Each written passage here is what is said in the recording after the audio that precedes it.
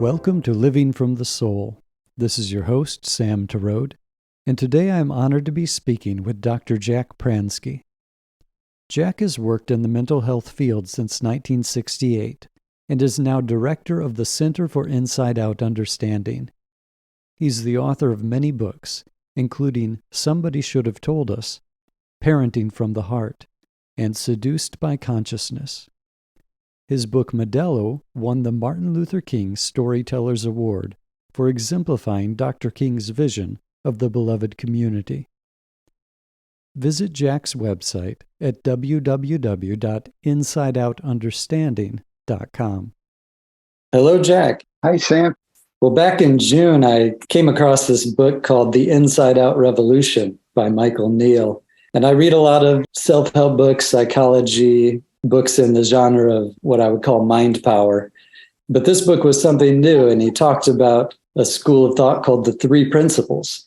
Yeah. And in all my reading, I had never come across this. And I was intrigued, so I went on. I read 6 books in all about the Three Principles this summer, including 2 of yours. I read Somebody Should Have Told Us, and then I'm halfway through Seduced by Consciousness right now, which I'm enjoying quite a bit.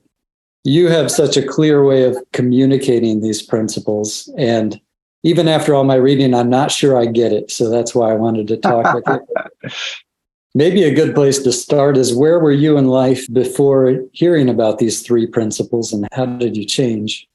I was involved in the field of prevention of problem behaviors, all kinds of problem behaviors like delinquency, alcohol and drug abuse, child abuse, sexual abuse, all these abuses, teenage pregnancy, teenage suicide. And they all pretty much amounted to the same thing, only different information was involved. And I was going about my business, and I got to the point where I thought I knew what I was talking about enough so that I wrote a book called Prevention, the Critical Need. At the time, there weren't any books about prevention that translated what worked in prevention to practical application for the field.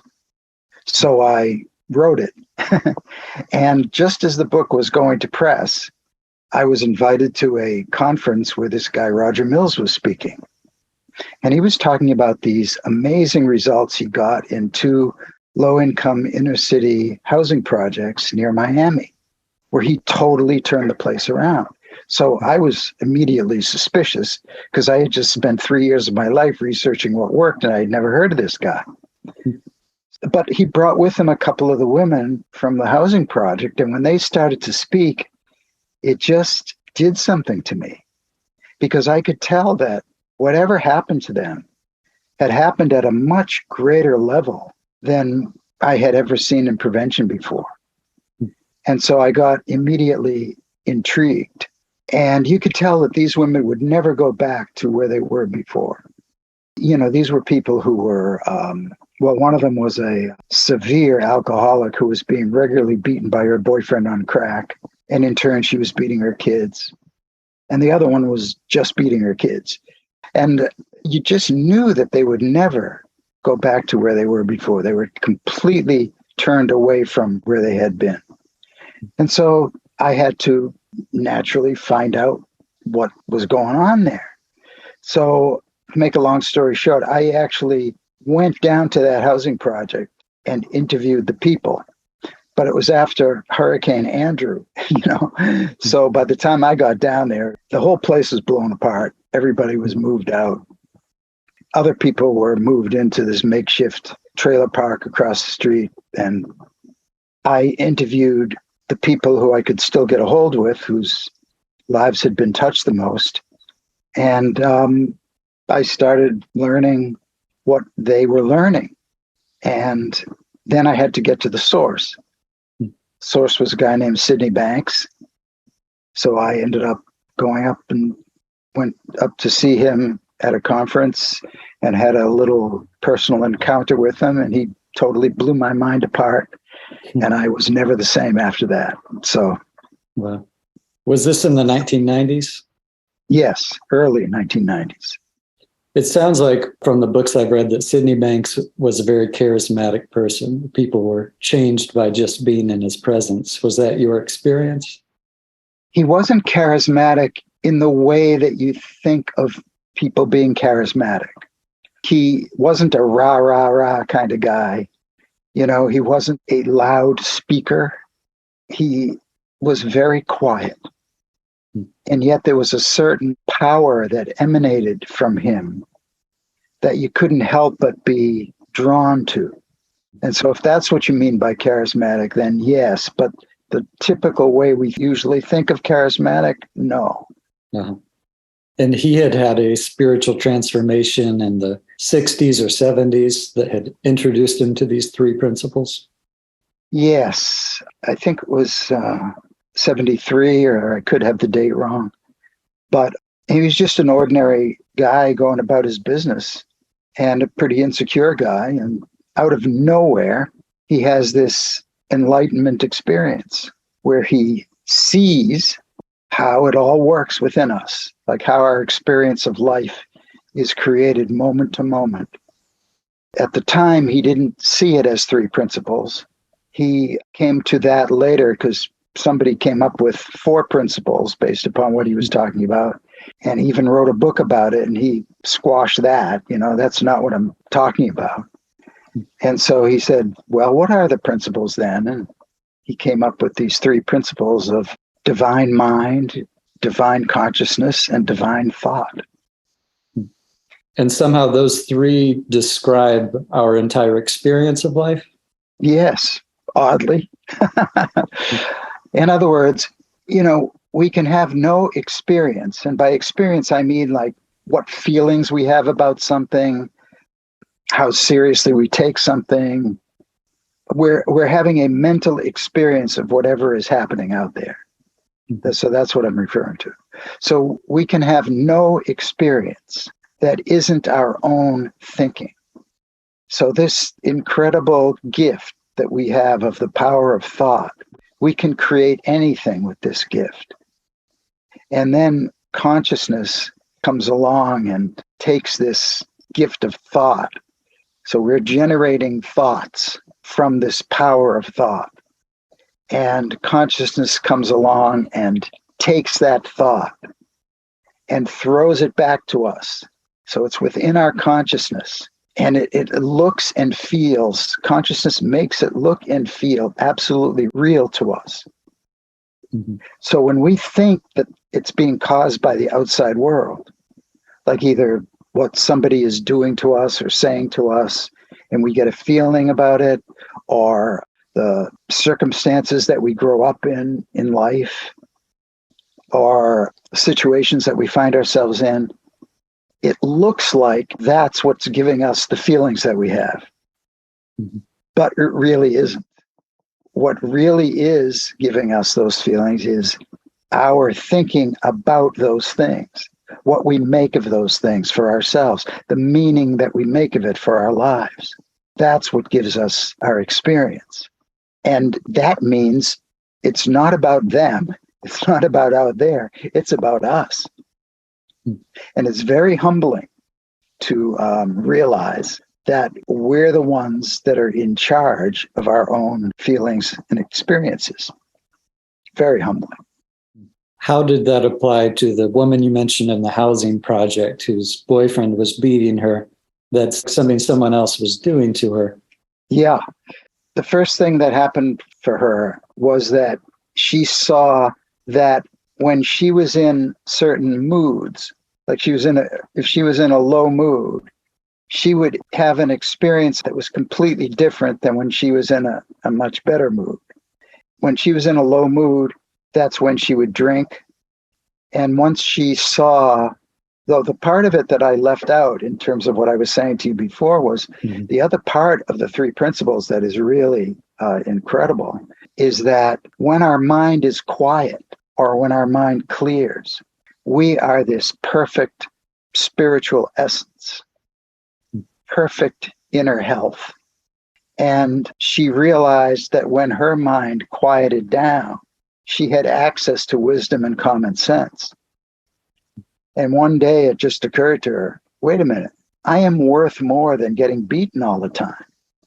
And so she said, no more. Now, before, if she had said that, it would have resulted in worse beatings. But this time when she felt it from deep within herself, and there was a power that emanated from her. And the guy backed off. And I mean, ultimately, she had to lock him out of the apartment.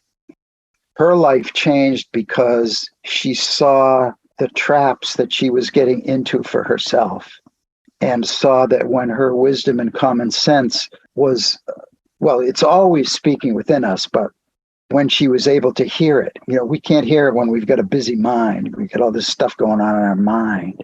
And that kind of blocks us from hearing wisdom, which comes from a completely different realm. So when she was able to hear what wisdom was saying to her, then she rose to the occasion, you could say, and her life changed. Yeah, it is important that she removed herself from the situation, because sometimes when we say our whole experience of life is in our thoughts, there can be a victim blaming that comes with that, where you're creating the bad things that come into your life. I used to think that myself. When I first heard about this stuff, I was a little nervous about it, because I had been really believing that the circumstances that people are in are the cause of people's problems. And I still believe that to a certain extent, except when you look at it more closely, you can see that not everybody who grows up in the same circumstances comes out the same way. Mm-hmm. So what is that? What's that about? That's about people make of it differently for themselves. People think of it differently. And that's where the real power lies. And in that community, those two communities, when a critical mass of people started catching on to this, their wisdom told them that they should work to change the conditions in that community. And that's what they did. And that's how the whole community got turned around. But it ended up being from the inside out instead of the way we had been working, which was from the outside in. What's an example of the sort of thing you were doing before, working from the outside in? Well, in prevention, we knew that there were these circumstances out there that would put people at high risk of developing problems. And we knew that the more immediate environments, like the family, the school, the community, would have effect on people. So if people were brought up in more healthy environments, they would come out more resilient. Mm-hmm. And so their circumstances, the high-risk circumstances, would kind of be mitigated because they were more resilient and healthy, because we thought they were growing up in healthy environments, and it was the healthy environments that made them be that way. Mm-hmm. And then there was, like if it's alcohol and drug abuse, people need information about alcohol and drug abuse. If it's about delinquency, people need information about crime and all of that kind of stuff, and et cetera, et cetera. So all of that stuff is from the outside in. Mm-hmm. And we would focus on that to then hope that people started feeling more strong and healthy from within. And inside out prevention, or the three principles, turns that completely around. It starts with the premise, not the premise, the knowing that everyone is their perfect health because it's built into their spiritual essence. That's who they are. And we focus on that. And we also know that there's certain thinking that people have that make it look like they don't have that health. Uh-huh. They do have that health. You can't get away from it, but it's buried under these mounds and mounds of thought. And so when we can help people see that they have that stuff in them already, but it's only their thinking that's getting in their way, people like rise to the occasion. I mean, I've seen this happen over and over and over again, where people society has given up on just rise to the occasion and really become healthy, functioning people. And then, as I was saying before, the first thing that people do is when they feel healthier themselves, they now are in their families and they are a source of health in their families. So their families get healthier around them. And then they interact with their neighbors in a healthier way. So what would before result in a lot of fighting, now there wasn't all that fighting that was going on.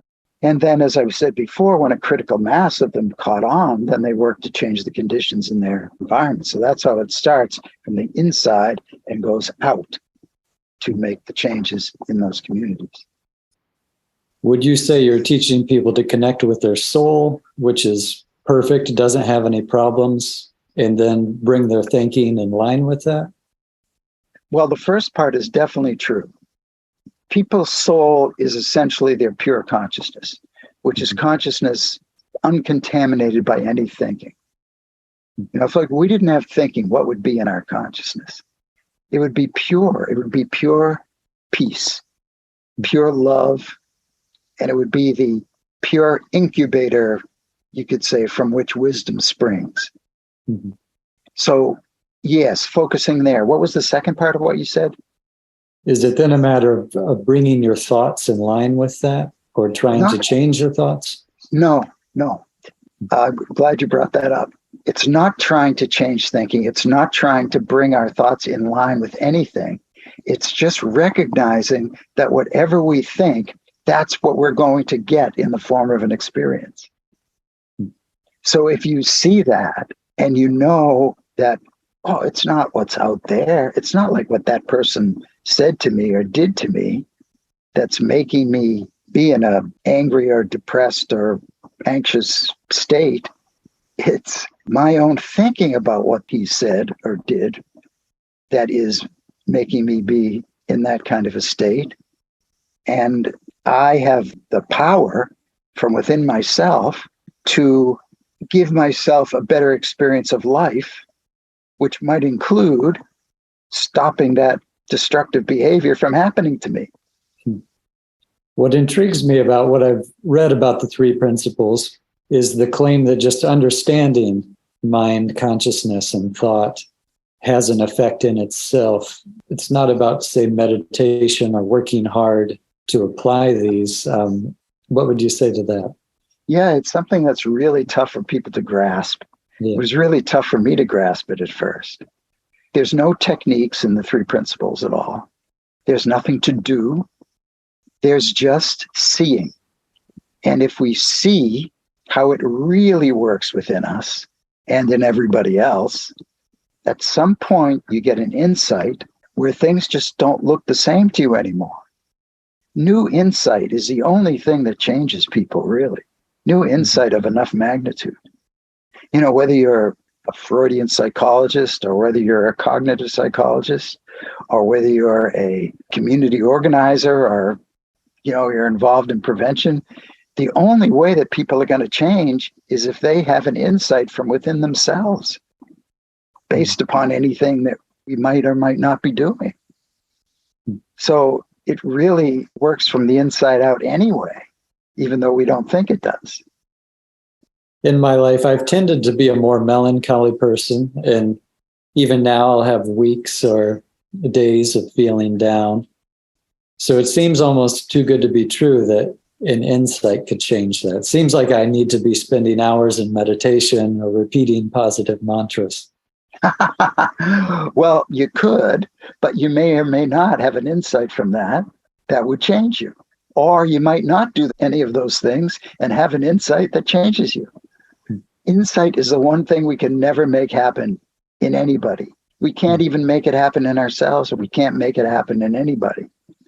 All we know is that when people's minds are clear, they have more of a chance of getting an insight. Meditation is a wonderful thing, but just because people are involved in a practice of meditation does not necessarily mean they're going to get into a meditative state, which is a clear mind, essentially, and a mind that allows thoughts to just go in and come out and not attach to them. We can be not in a meditation practice and have the same thing happen to us when we're doing the dishes or something like that. Yeah, I do think that the purpose of life is to come here and live and do things. So I've always questioned the idea of, say, monks who spend days in meditation rather than living. it doesn't seem to fit our purpose in being incarnated in this world. Well, James Taylor says the secret of life is enjoying the passage of time. I love that. I don't know if I'm enjoying the passage of time. I had the experience recently of going on a vacation to Kauai. We talked about that by email. Yeah. And when I arrived there after 12 hours of flying and time in airports, I was so exhausted that then I went into a thought spiral of, oh, I'm too old to travel, getting too old. And I wondered what advice you would have for how do you get out of a thought spiral like that? For me, it just took a few days for it to wear off. Well, first of all, I don't really give advice. I really try to go out of my way not to give advice. But I can point people to the fact that, isn't it curious that you be in a place like Kauai, which is like, some people would call that paradise. Yeah. And yet being in that environment doesn't automatically make you aligned with the environment, you know? And then, like 3 days later, you're not in the place you were before internally, but you're in the same place. So what's going on, you know? And if you ask yourself, well, what's really going on there? It all comes back to our thinking connected with our moods and a cluttered mind, a busy mind, a mind focused on how tiring travel was, or whatever else is on your mind. That's the experience we can get even in paradise. Yeah, and I definitely had the expectation that, oh, once I'm there, I'll be in a great mood. You know, who wouldn't be? So I was kind of surprised to see just what my thoughts could do. Expectations are like killer thoughts, you know, because we're the one that makes up the expectation with our power of thought. Then we're the one who ends up comparing where we're at to our expectation. That's also with the power of thought. And we compare the two, and if it doesn't meet our expectation, then we bum ourselves out. That's also with the power of thought. So it's all that stuff that's going on. When I do get in a low mood, though, there seems to often be a large physical component, like whether it's exhaustion or in winter when it's too cold to be out much and there's not much sunlight. I can often get down during winter, or in summer when it's too hot and I don't feel like walking out in the hot sun. So what seems to be, physical factors affecting my mind, would you say this is in fact all mind? I would say it's all mind. That's hard. It's hard for me to swallow, so I'm interested for you to unpack that. Well, you got to ask yourself whether you're that way all the time in that season. Really? You know? No. And even if you're that way most of the time, if you're not that way once, what is going on? So it really is taking a deeper look. You're right on the surface, but when you take a deeper look, you can see there's a lot more going on than that. And it's that deeper stuff that's actually calling the shots. Another experience I had recently that made me think about the three principles was my daughter had to go to the dentist to get her teeth examined. And it turned out to be a worst case scenario where she had to get braces. Things were worse off than she expected. So she was in tears, and then I was very upset over that. And then I learned how much this is going to cost me, which was distressing. So there was the physical aspect of pain and the financial aspect. How can I change this using just my thoughts? Well, you can't really go out of your way to change your thoughts when you're faced with a situation like that. But you can realize how much of it is your thinking and how much of it actually is what's happening in the outside world. I have found recently, and I only came upon this like within the last 3 months or so, is that what's really helpful is to separate out exactly what's happening in the outside world from everything else. So in the outside world, there's daughter needs braces. There's some physical pain involved. It's going to cost a certain amount of money. a lot of money. Mm-hmm. All right. That's all the outside world. That stuff is true. It's real. Everything else is our own thinking, meaning what we make of it for ourselves. How we take pain, for example, is our thinking. Whether we experience money as abundance or lack is our thinking. I mean, it all comes down to our thinking about it. And that's what makes the difference. Yeah, and I will say how the situation resolved was after 2 hours of being upset, she came down and announced, okay, I'm over it. I accept getting braces. So that immediately my spirits lifted, and, we worked out a payment plan for the payments. And at this point, it doesn't cause me any pain or distress, but in that first moment, it sure did. That's my point. Yeah. That's proof of what I'm talking about. Yeah. Because what made her come downstairs and say, okay, I'm over it now? She had an insight. It looked different to her suddenly. Mm-hmm. That's what shifted. Now you're pinning, okay, I feel better now, on the fact that she changed. Yeah. But that's not real. That's in the outside world. Right. To you. Mm-hmm. So looking at that more deeply, it's that you had different thinking if she was going to be in a horrible state compared to if she was going to be in a good state. And you were affected by that with your own thinking. What that means to you, whether she's in a good state or in a bad state about something. Mm-hmm. So you worked out a payment plan. Even that's an insight, because it's like, oh, woe is me, but I don't have enough money for this. And then maybe we could work out a payment plan.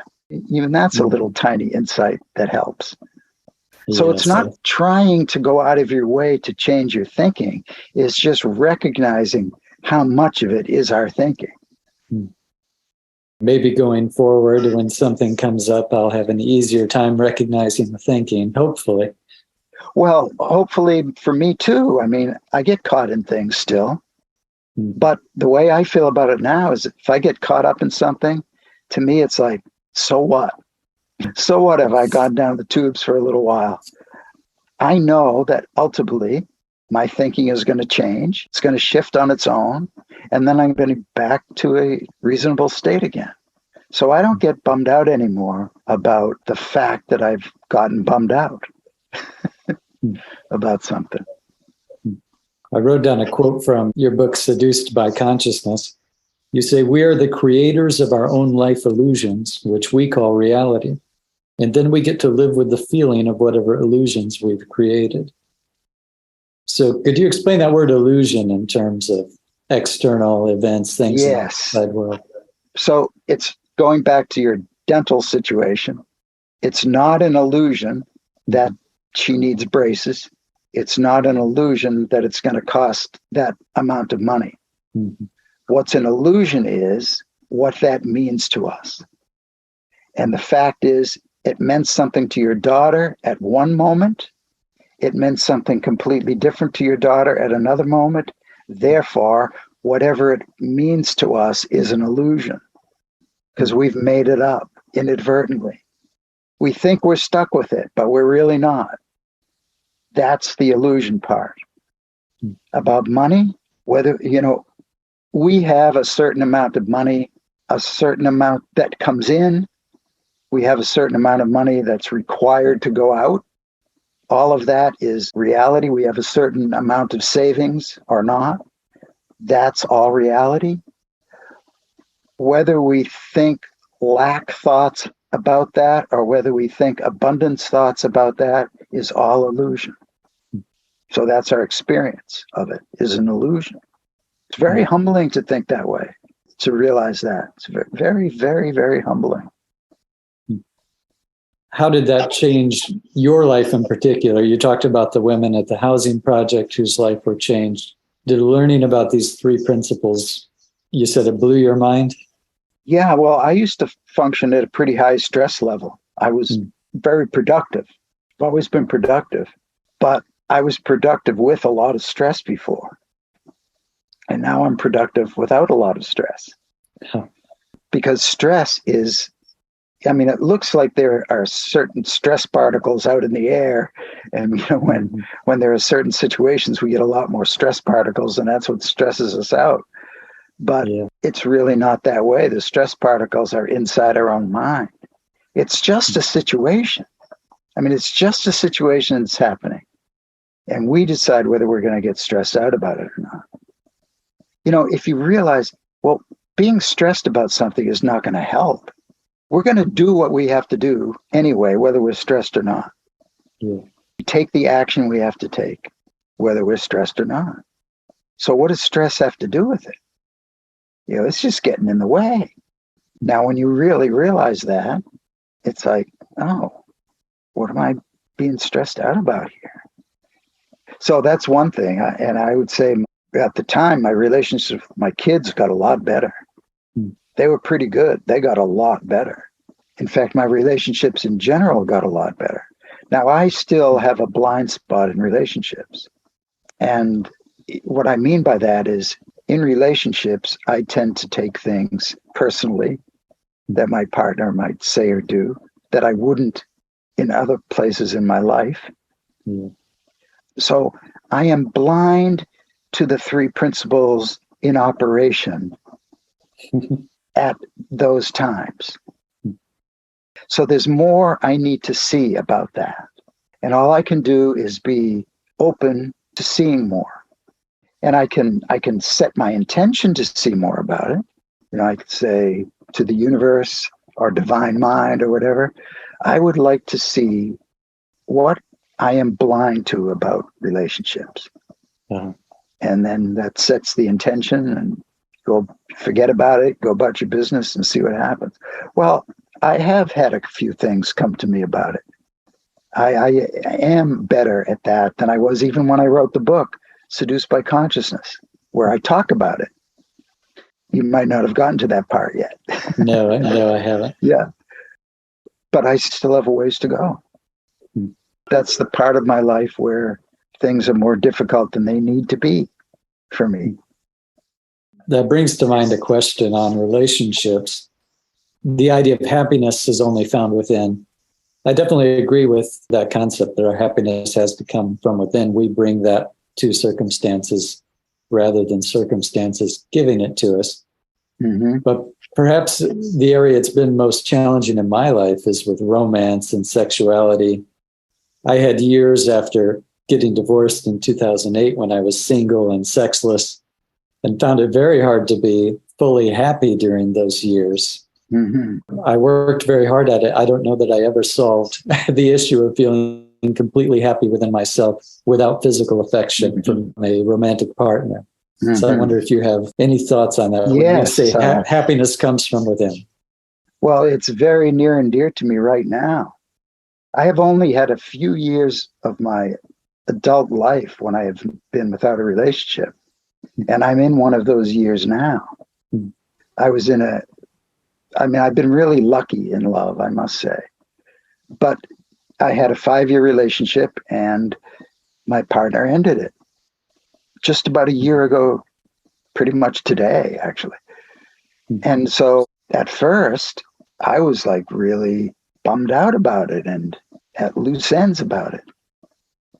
And then somewhere along the line, after about a month or two, all of a sudden it occurred to me, and this happened through talking with somebody else, it occurred to me that where I really needed my focus to be was on loving myself. And so I was helped to see that I could bring in light from the universe through divine mind, like the purest part of divine mind, into my pure consciousness. And I could be grounded to the earth at the same time and just have that column of light go through me. And at the same time, send that love and light out to other people in the world. And when I did that, I forgot all about the fact that I was without a love partner. Mm-hmm. And it really helped. It really, really helped me. And it was like a shift of thinking without my realizing it at the time. And I felt a lot more solid from within. And now I'm at the point where I feel like I'm ready for another relationship. But I also have found that trying to make it happen doesn't make it happen. Yeah. When it's meant to be, it will be. And if it's not meant to be, it won't be meant to be in my life. And so I'm much more relaxed and at ease with it than I was before. Well, but I had my moments when my thinking went awry. So it's just human. There's no way to stop that from happening. That's right. We are human, and we're going to have thoughts that bring us down. It's part of the human experience. In fact, it's a beautiful part of the human experience, because without the down, we wouldn't be able to appreciate the up. Yeah. And so even that's a shift of thought, to see that even when we're down, it's a beautiful thing, and we'll get over it. You know, it'll change on its own. Nothing we have to do. Yeah. That's what I like about what you're saying, is we don't need to beat ourselves up trying to think positive thoughts. No, it's too hard. Just observe. It's too hard. You're down in the dumps. You try to think positive thoughts. It's just too hard. It doesn't really work. This is So much, just observing. much easier. Yeah, observing, or just realizing that it's going to change on its own. And there's nothing we have to do. And it's okay if we're there for a while. I really like your signature quote, which is on your website and in your books. You say, "All we are is peace, love, and wisdom, and the power to create the illusion that we're not." That came to me when I was walking on the beach. Came to me out of the blue. I did not figure that out. I could not have figured that out in a million years. It just hit me that that's the three principles in a nutshell. All we are, is peace, love, and wisdom, because that is our spiritual essence. All we are is peace, love, and wisdom, and the power to create the illusion that we're not. Even if we're creating the illusion that we're not, even if we're thinking things that are not, we still can't get away from the fact that we are that peace, love, and wisdom. So that we're not is an illusion.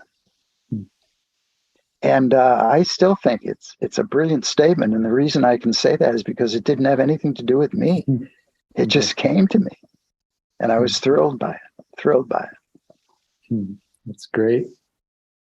It definitely seems in line with a lot of the great spiritual teachings over the centuries.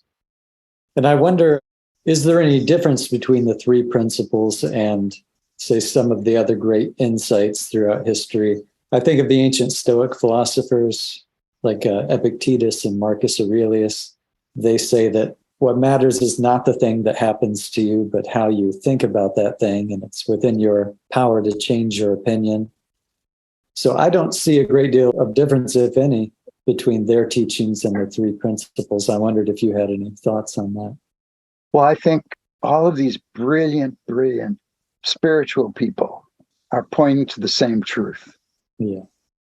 And the way I see it personally is that if you took all that stuff and boiled it down and boiled it down and boiled it down to its essence, you would come out with divine mind, divine consciousness, and divine thought.